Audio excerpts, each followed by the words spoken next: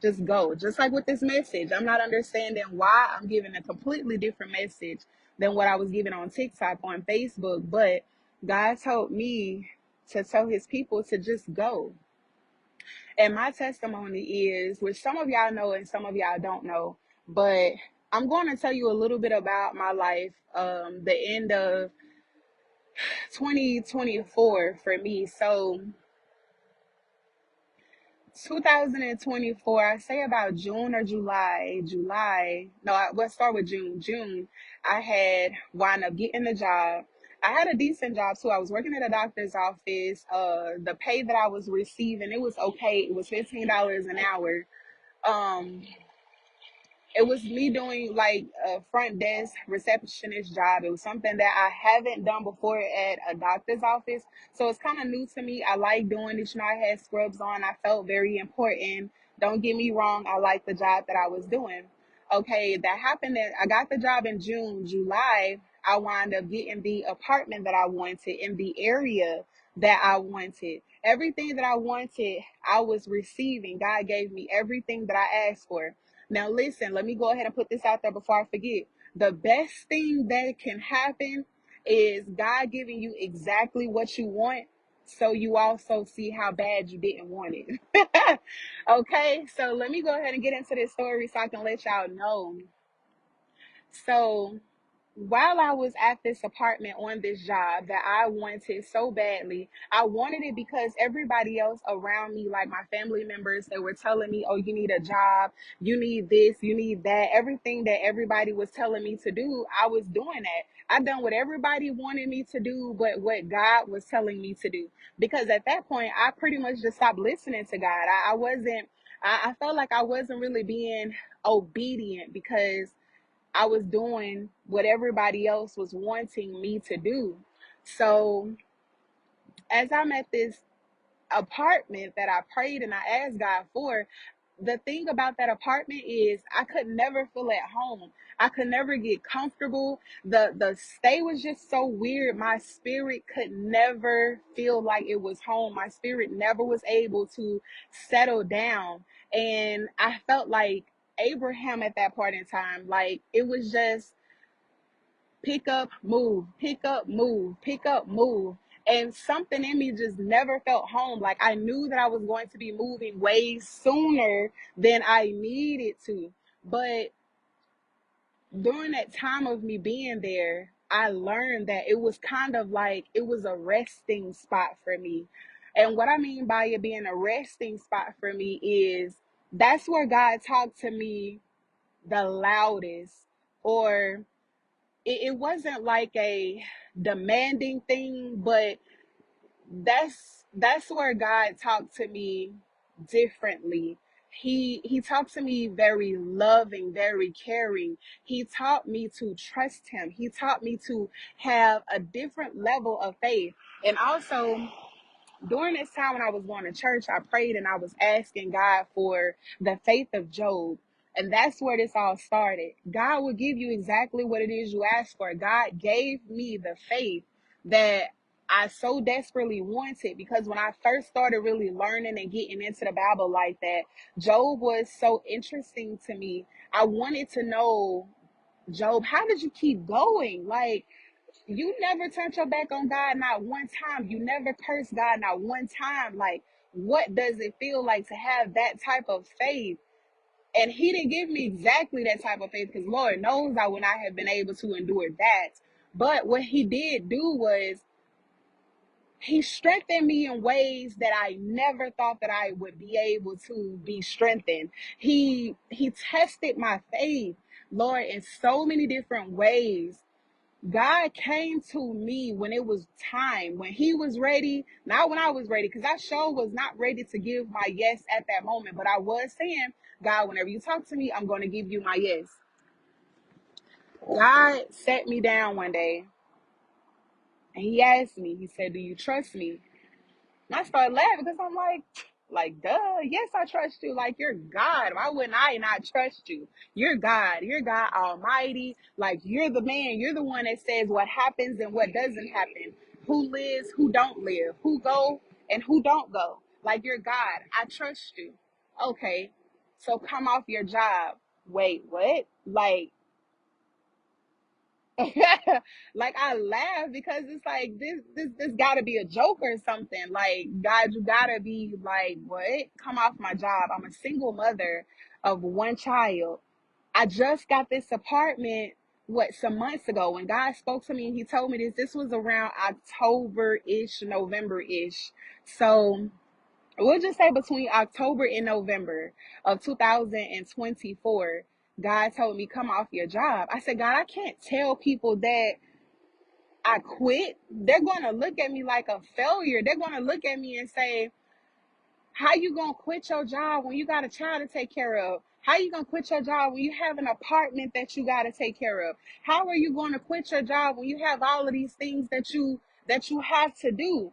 And I'm thinking in my head, the worldly things, what people in my family or my friends would say. But God asked me, that's not what I'm asking you. I'm asking you, do you trust me?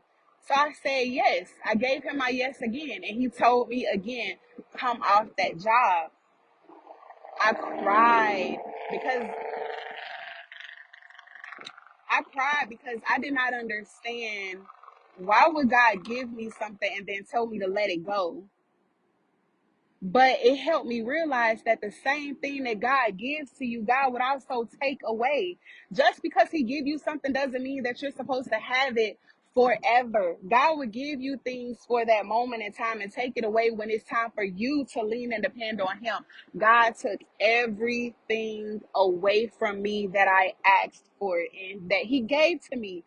Everything I asked for, God gave it to me, but God also took it away from me. And it wasn't just like a bad thing, like it wasn't like a snatch. It was nothing like that. He was so gentle with me. He was so loving to me. He was so caring to me. The moment that he told me to come off that job, he provided me with the Bible verses. He provided me with people hands in prayer. Like, he provided me with people who would have understood. It wasn't many people, but it was only one particular person at that time that I was able to go to and say, hey, I know that this may sound crazy, but God just told me to come off my job. He just told me to quit my job. And I felt crazy saying that. But the person who I communicated that with, he spoke good words to me. And he told me, he said, if it's something that God told you to do, God's going to take care of you. And I'm like, what? I was not expecting you to say that. But God is going to lead and guide you every step of the way. He's going to be there. You just have to listen to his voice. For even in his word, he says, my sheep know my voice. I am his sheep. I truly believe that God is my shepherd and I shall not want. Psalms chapter 23. I had to stand on it. So I was obedient. I came off my job. I did not feel good. I felt like I was failing my daughter. I felt like I was failing my family members. I felt like I was a failure, like I did. But I did not let that stop me. I communicated with God. I told God, what more? Like, what do I have to do? Like, I can't just sit here and let things get the piling up. Like, what's my next step? He said, now you got to move. I'm like, move where? I just moved here in June or July. And now October, you telling me to move? November, you telling me to move? Okay, so, and let me tell you this too, when you are when you're delaying what God is telling you to do, delayed obedience is still being disobedient. So had I listened to God sooner, I probably would have been in better predicaments and situations, but I delayed it just a little bit longer and it kept making my faith grow weary. So I really had to tune back into God and say, okay, God, you know what? I know the answer, but I'm still going to ask again. What is it that you want me to do? He told me, I need for you to move and go back and live with your grandmother. I'm like, God, why there? Like, what's going on? I just moved from there. Everybody I felt like God was putting me in a place to be humiliated because I knew my family was going to talk about me. I knew my friends was going to talk about me. I knew people were going to talk so low and talk so bad about me. But God is such a good God that God will place you in positions for people to see you at your lowest of what they think is your lowest. And God will still make you rise out of those ashes. So me going back to my grandmother's house in December, this was it was like I moved out in November, the end of November, going into December. Going into December. December the 1st, I'm moving. December the 2nd, I think I was pretty much out the house. December the 2nd, I was wrapping things up. When I tell you December the 2nd, I wind up getting sideswiped. I had a wreck after dropping my daughter off at daycare, and I was just stuck. It wasn't a bad wreck at all, but I was just stuck because I'm like, God, you know, this is triggering. God, you know, this is traumatizing to me because when my daughter was right before my daughter was 3 months old in 2021, I had a bad wreck December the 3rd of 2021. So here we are, December the 2nd, 2024. It's close to that date. So I'm like, I'm kind of stuck. I'm shooken, but I kept hearing like, I got you. I got you. It's something about the way that the way that the wreck happened. So like literally I'm driving and the lady kind of, her car just kind of like, it was almost like it was riding on top of my car.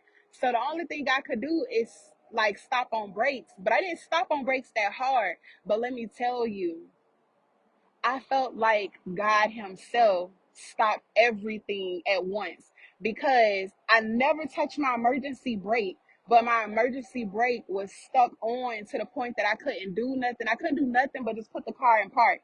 My seatbelt grabbed me in a way to where like it stopped me from just going straight forward, head hitting the steering wheel.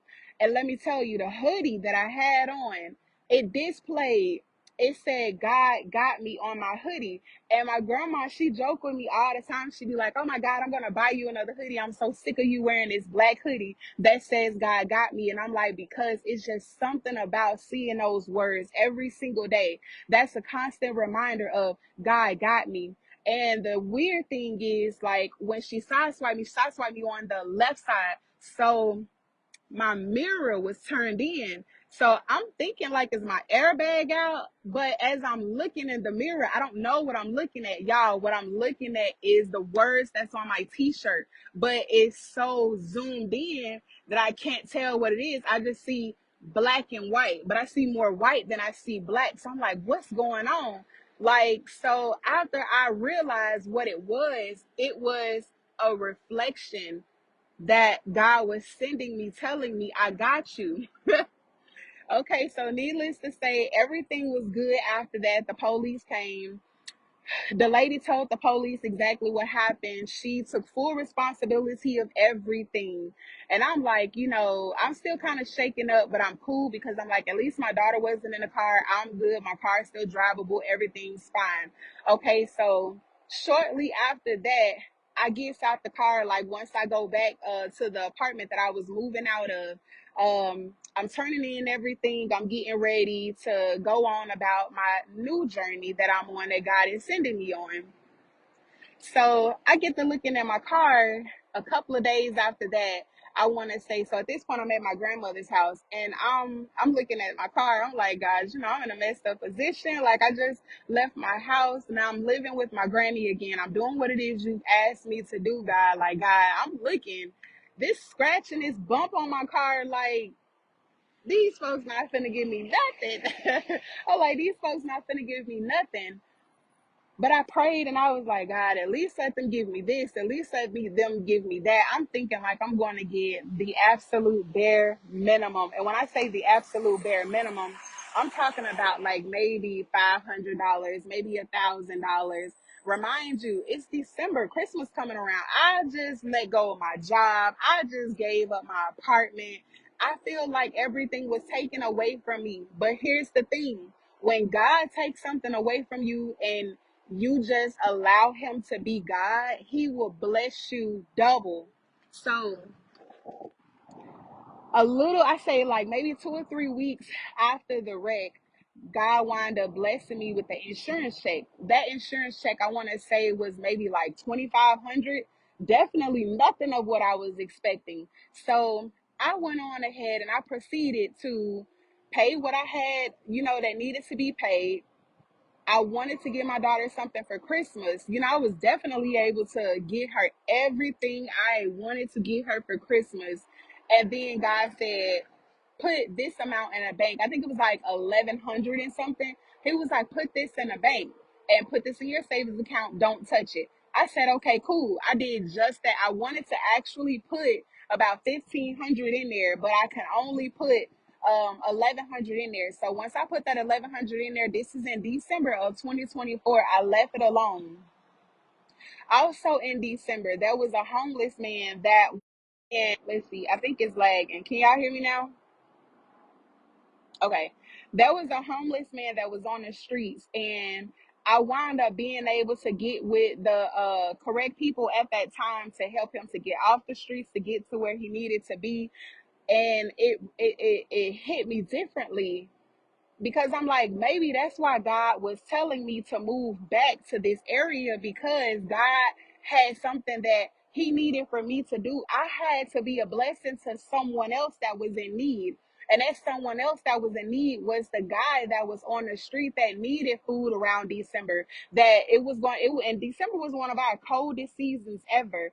So, December and January. So during that time, I was able to make sure he had the things that he needed to be warm. He needed to basically be fed. All of the things that he needed, I was able to be hands on to supply those needs through God moving in me. So we can't get caught up in the things that we've lost, or we can't get caught up in the world and what the world is telling us to do, because when God tells you to do something, you have to be obedient and you have to move. Because when God tells you to do something, your assignment is to be helping and to be serving other people. So had I listened to what my family members were saying, had I listened to what everybody else was saying, I would not have been able to be as successful as I was on my assignment. So that was in February where he went home. Not only did he go home in February, but God also blessed me with the apartment in the same area, or the same apartment complex, in February as well. Literally 2 days after he left, I wind up moving and getting the keys into my apartment. Once again, I'm like, God, I ain't got the money. He said, yes, you do. It's in your savings account. That's why I told you not to touch that money. And I'm like, let God be the glory, because what? Had I not been obedient and done everything the way that God told me to do, because God is strategic. He's so strategic. That's why you have to be able to hear the voice of God, and you got to be able to listen to him and do what he tells you to do. So everything that I done was the way God told me to do it. And don't y'all know that was in February, March, April, May, June, July, August, September. We're in September. That was 8 months. I'm still in that same apartment. In April, God spoke to me again. I said, God, I don't know how I'm going to continue on to pay these bills, how I'm going to do this, how I'm going to do that. So March, I got my taxes in March. And I'm like, God, I just want to be fruitful with this money. I want to be able to continue on making it last. What is it that I need to do? So one day he didn't talk to me at that very moment. But oh, I had to start walking back because my phone's about to die. But March, I told God that I wanted to be fruitful with what he had already given me. And I wanted to stretch it out. I wanted to do the right thing with the money. And he told me exactly what to do. Pay a couple of months in advance. Okay, I done that. And then I still had some left over. So when April came around, I'm scrolling on Amazon. God said, purchase that styling chair. I'm like, styling chair for what? God, you know, I ain't been doing hair in so long. I know you're not telling me to do that. Then from the styling chair, went to the styling station. I'm like, okay, you know what?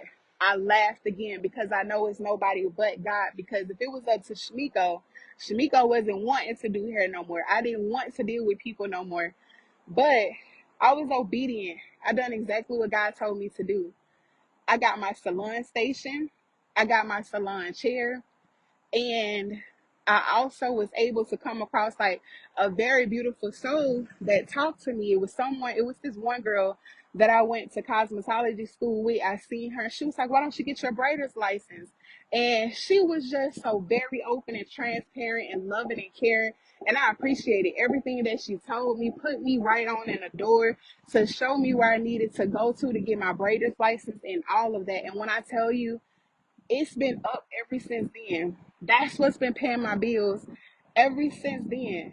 God don't make no mistakes. You just gotta go. So hopefully, my testimony and my story has touched anybody that comes across this video. If so, please let me know how down below in the comments. And let me know too if y'all like things like this, if y'all like for me to get on here and tell my testimonies. If y'all have anything that y'all would like to say or tell your testimony down below, put it down below, y'all. Talk back.